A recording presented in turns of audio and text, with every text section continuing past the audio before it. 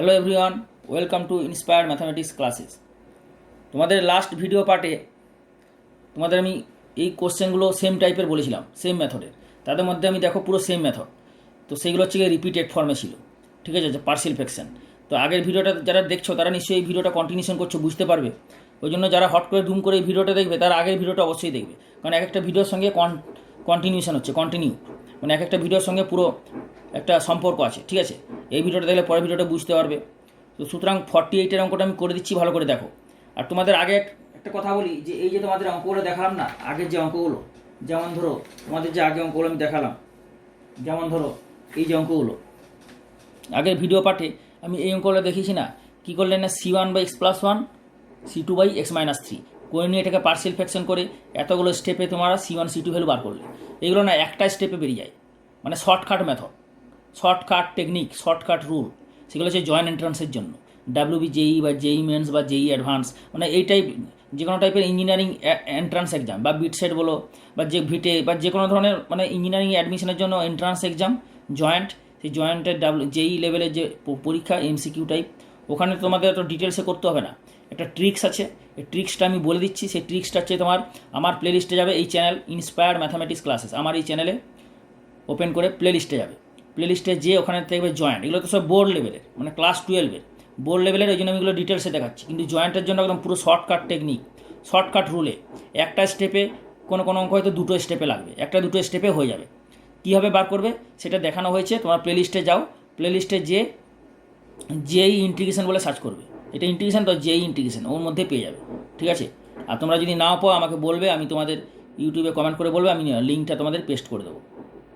বোঝা গেল? ইউটিউবে কমেন্ট করে বলবে, আমি তোমাদের কমেন্টে রিপ্লাইয়ে ইউটিউবের জয়েন্টের লিঙ্কটা পেস্ট করে দেবো। বোঝা গেল?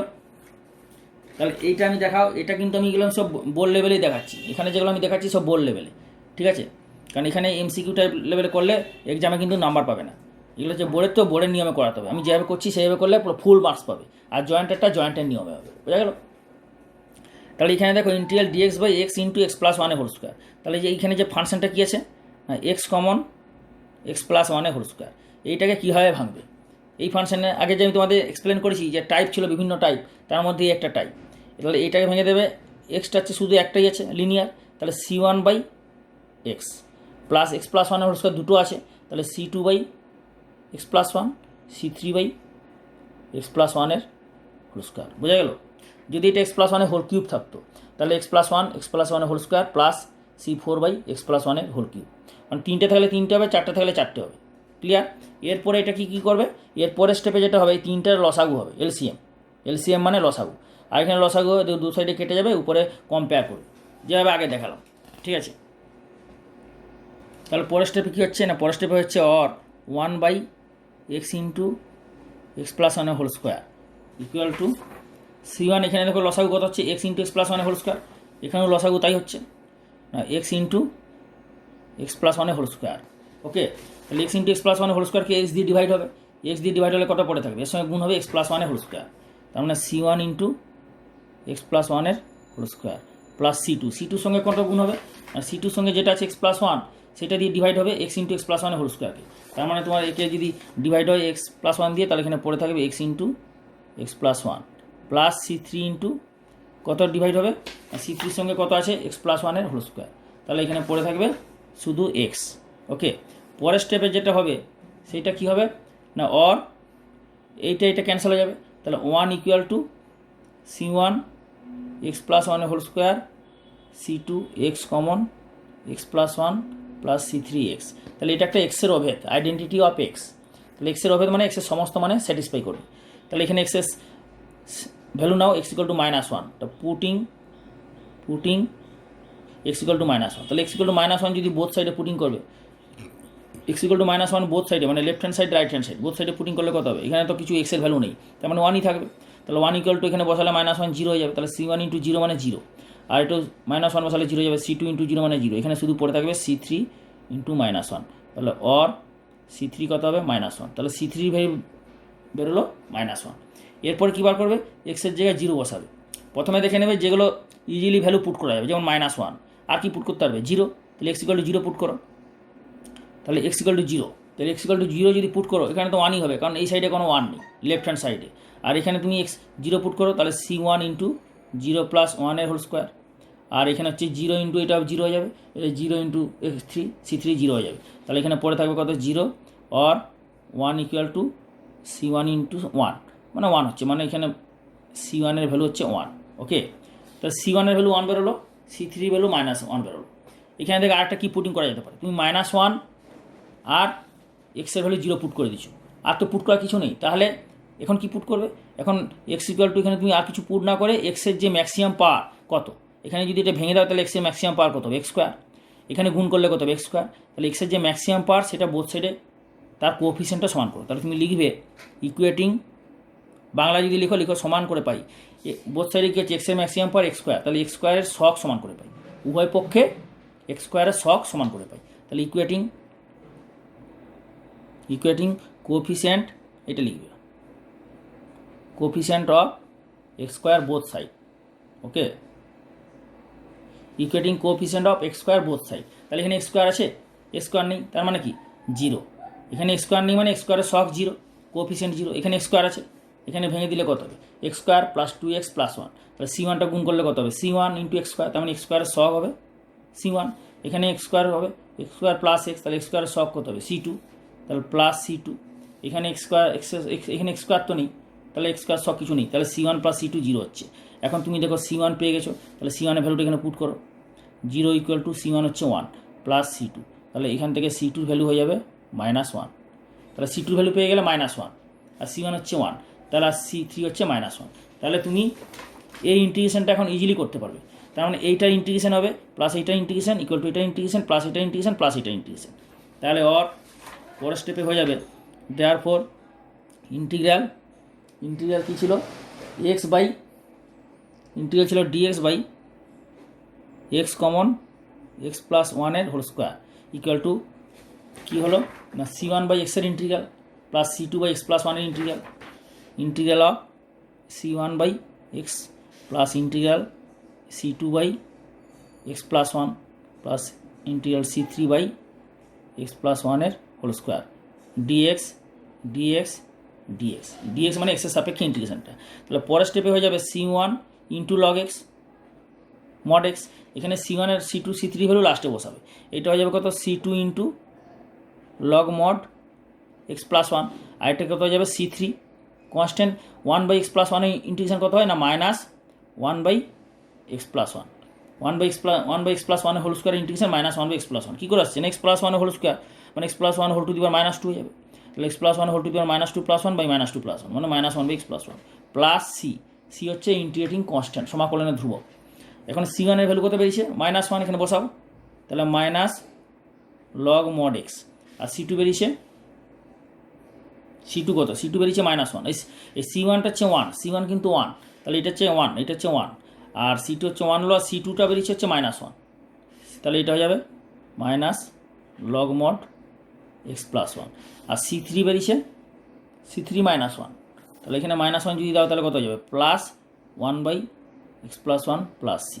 তাহলে অ্যান্সার তুমি আর এই ফর্মে অ্যান্সারটা রাখতে পারো। যদি আরেকটা স্টেপ করতে চাও তাহলে এক্স বাই এক্স প্লাস 1 বোঝা গেল +1 by x plus 1 plus C. This is the final answer where C equal to আইও সি ইন্টিগ্রেশন অফ কনস্ট্যান্ট সমাকলনের ধ্রুবক। তাই এইটা হচ্ছে ফাইনাল অ্যান্সার। পুরো বোঝা গেল? ভালো করে দেখে নাও। ওকে, এবং যেভাবে দেখালাম স্টেপ বাই স্টেপ, এই যে অঙ্কটা তোমাদের দেখালাম স্টেপ বাই স্টেপ তুলে নাও। যদি রিপিটেড কেন বলে না এক্স প্লাস 1 হোল স্কোয়ার থাকলে রিপিটেড, বা একই জিনিস মানে এক্স প্লাস 1 একটাই তার হোল কিউব বা হোল পাওয়ার মানে একের বেশি যদি থাকে 2, 3 তাহলে সেটা বলবে রিপিটেড। এইভাবে ভাঙে নিতে হবে। যদি এটা এক্স প্লাস 1 হোল কিউব থাকে তাহলে c3 পর্যন্ত হলো আরেকটা হবে c4 by x plus 1 whole cube. বোঝা যাচ্ছে? মানে যটা থাকবে লাস্ট পর্যন্ত, 2 থাকলে 2 পর্যন্ত, পার 3 থাকলে পার 3 পর্যন্ত, পার 4 থাকলে পার 4 পর্যন্ত, অ্যান্ড সো অন। এইভাবে ভালো করে স্টেপ বাই স্টেপ যেভাবে দেখালাম বুঝে খাতাতে তোলো, এবং যেগুলো সিমিলার টাইপের অঙ্ক কিছু হোমওয়ার্ক দিচ্ছি এগুলো প্র্যাকটিস করো বাড়িতে। তাহলে তোমাদের 40 অঙ্কটা আমি দেখালাম, স্টেপ বাই স্টেপ ভালো করে বুঝে নিলে তোমরা যদি বুঝে যাও তাহলে 49 আরামসে করতে পারবে।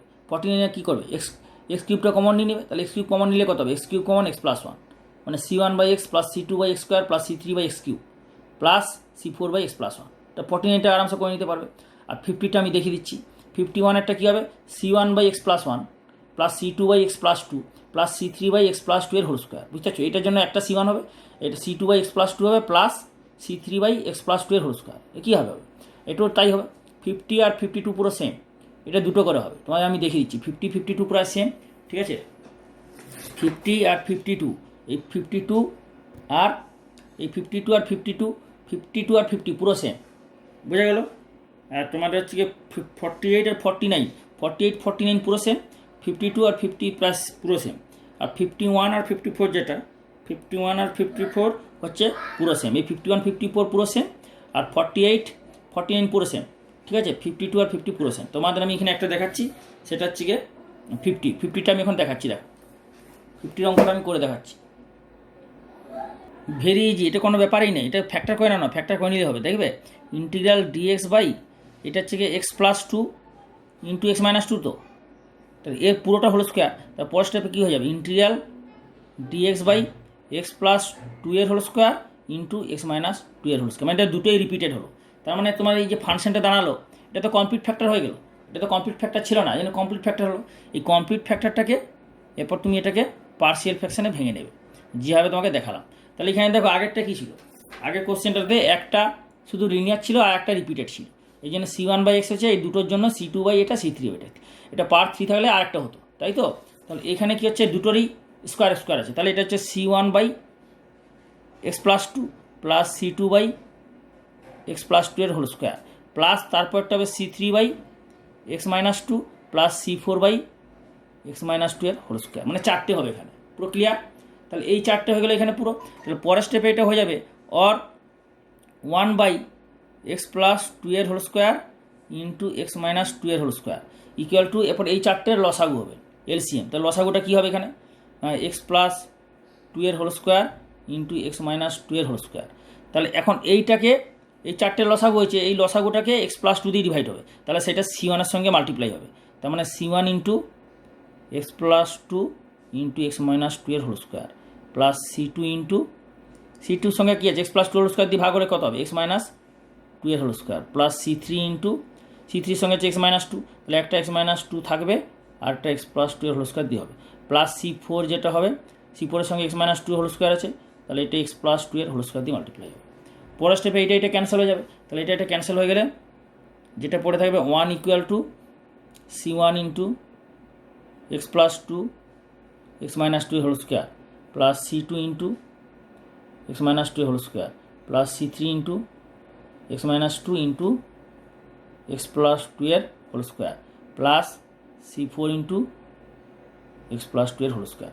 পরের স্টেপে এটা কী হবে, আর পরের স্টেপে যেটা হবে, এখানে দেখো এক্সের এটা একটা অভেদ হয়ে গেল, তাহলে এই এক্সের অভেদে থেকে এক্সের মানগুলো পুট করে C1 C2 C3 ভ্যালু বার করতে হবে। ওকে,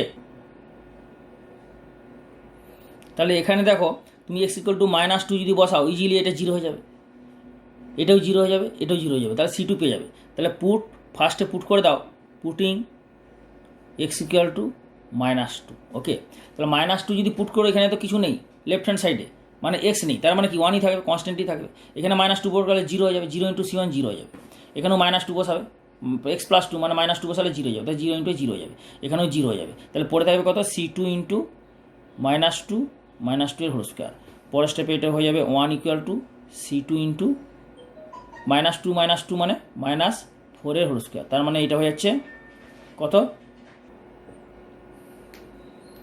তাহলে এটা কত বেরোচ্ছে, C2 ইকুয়াল টু 1/16। ওকে, কারণ 4 4 16 হয়ে যাচ্ছে। এরপরে তুমি x=, এখানে 2 বসাও, x=2 বসালে কত হবে, এটা 0 হয়ে যাবে, এই পোর্শনটা 0 হবে, এটা 0 হয়ে যাবে, C4 পাবে। তাহলে x=2 পুট করো, x=2 পুট করলে হচ্ছে 1 ইকুয়াল টু, এটা 0 এটা 0 এটা 0, এটা হচ্ছে C4, ঠিক আছে, 2 + 2 এর হোল স্কোয়ার। তার মানে এখান থেকে পেয়ে যাচ্ছ C4 equal to 1/2 2 4 4 whole square মানে 16। তাহলে C4 পেয়ে গেলে, এরপর তাহলে -2 বসালে, 2 বসালে, আর কিছু বসানোর আছে, আর কিছু বসানোর নেই, তাই তো। কিন্তু দেখো ভ্যালু এখন অনেকগুলো আছে, C1 C2 C3 C4, চারটে কনস্ট্যান্ট বার করতে হবে, তার মধ্যে দুটো কনস্ট্যান্ট জাস্ট দুটো কনস্ট্যান্ট বেরিয়েছে। তাহলে বাকিগুলো তুমি আর পুট করতে, কিছু পুট করার কিছু নেই। তাহলে এরপর তুমি কী করবে, এরপর তুমি এদের মধ্যে যে হায়েস্ট পাওয়ার মানে এক্সটা আছে, তো এক্সের যে হায়েস্ট পাওয়ার, যে ভেরিয়েবলটা এক্স আছে, ভেরিয়েবলের হায়েস্ট পাওয়ার, অর্থাৎ এক্সের হায়েস্ট পাওয়ার কত হবে, এখানে দেখো গুণ করলে এক্স কিউব আসবে, এক্স স্কোয়ার এখানে হবে এক্স কিউব। তাহলে এক্স কিউবের কোএফিসিয়েন্টটা ইকুয়েটিং করো, তাহলে ইকুয়েটিং